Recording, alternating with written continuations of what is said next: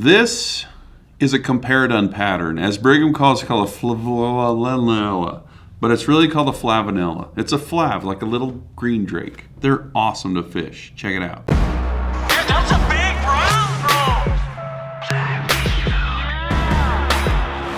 bro. Okay, so we're going to tie a Comparadun. We're going to tie it with a moose tail that's split, but there's kind of an interesting way to tie the Comparadun head that we'll show you.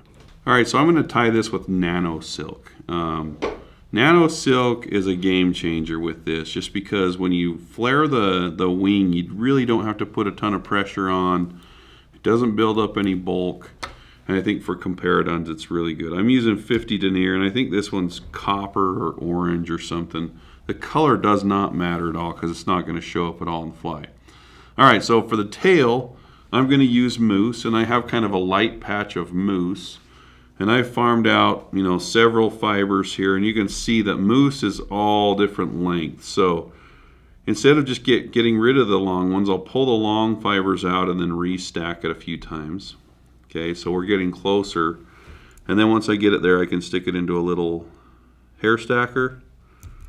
And here's a little tip, like if it ends up looking like this with a whole bunch of different lengths, just cut them all off like that, and then they're easier to handle. All right, got my hair tips aligned. Now that tail is going to be roughly the length of the hook shank, so it'll sit about right here. All right, and I don't want to, pull down and put too much pressure on this because it will flare a little bit too much. So just even pressure all the way up it, and then I'm going to come back down, and the way that I'm going to split this tail is kind of a cool technique. So I'm going to come up under this with my thumb, and we're going to divide this tail, I don't know, about like that. I've got several on each side.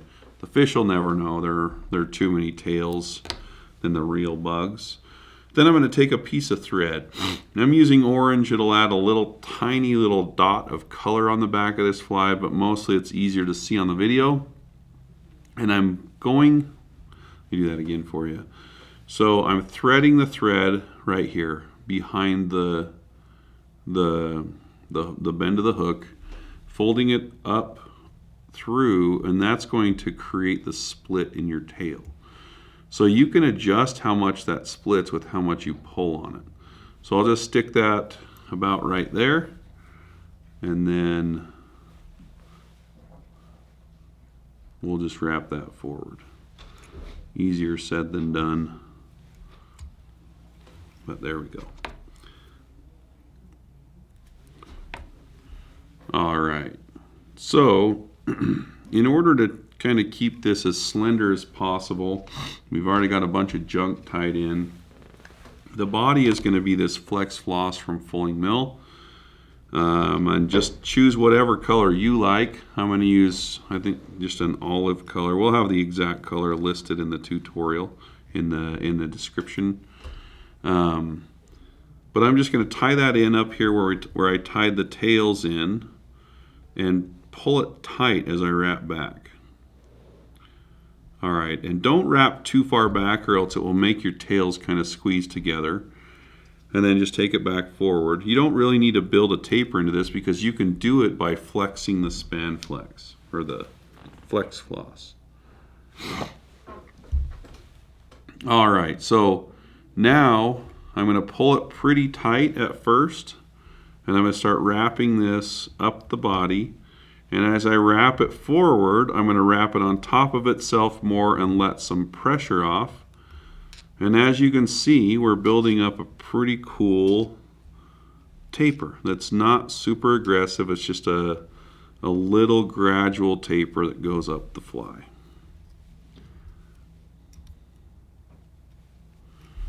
All right, we'll trim that off. So tail and body are done. So now is when we're going to tie the wing in. So choose whatever dubbing you like. I'm just going to grab some olive superfine-ish dubbing. We'll throw a suitable dubbing in the recipe for this.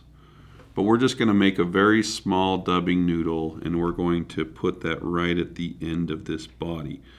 And the reason for that is because I'm going to tie this wing in going forward, and I want an abrupt ball that it's going to have to butt against. You'll see what I'm talking about once I start tying it in. All right.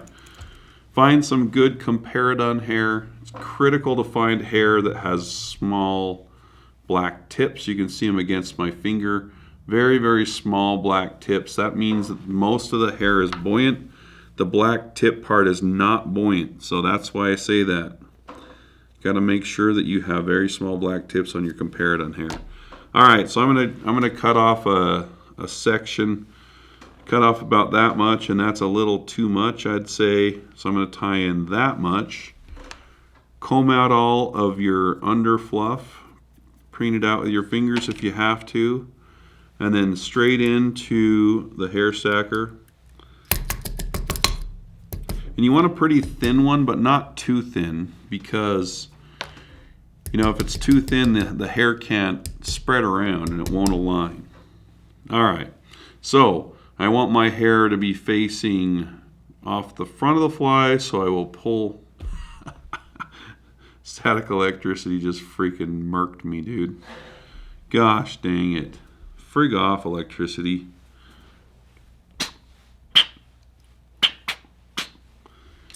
Note, video people, I did not throw anything. So let's just do that again and pretend like I'm not explaining this to 1,000 people. All right.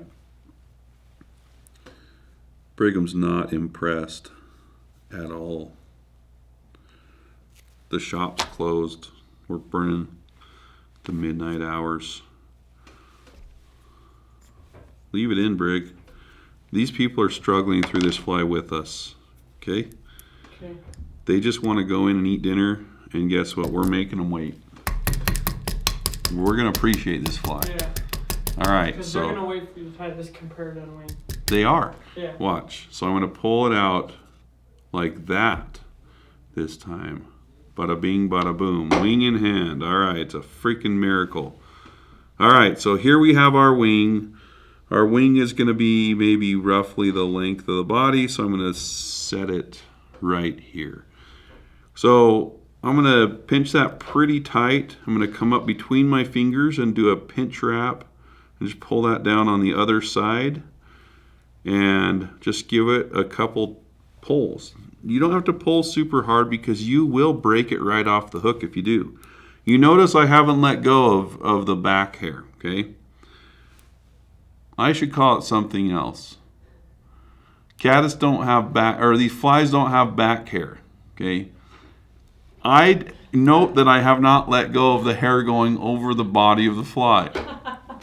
Brig, you can leave that in too. All right, so I'm going to just stick my scissors in here and just cut it like that.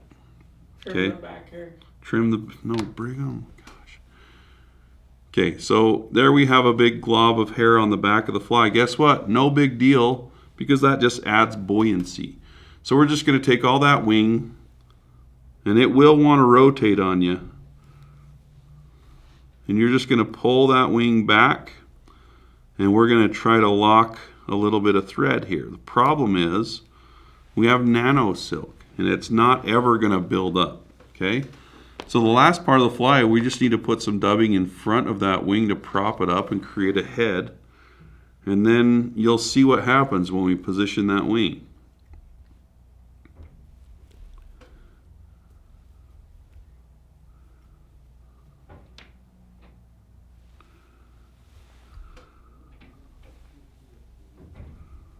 All right, so I have just more of the microfine dubbing, and you can see how I'm really trying to mash that in like that.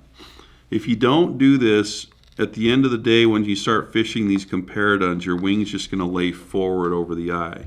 You know, the fish will still eat it, so, you know what I mean? If you're cool with it, I'm cool with it. Just don't show your fly box to your friends. This is going to be ugly. All right, let's just finish that up. You can see I've got a little bit of a bulbous head going on here, and it's still not done. So you would think that I'd learn how much dubbing to put on a head on a Comparadun. We got to pretty this thing up still. All right, now we're looking Comparadun-y. Whip finish this bad boy. And now, let's see, now that I'm not hammering on that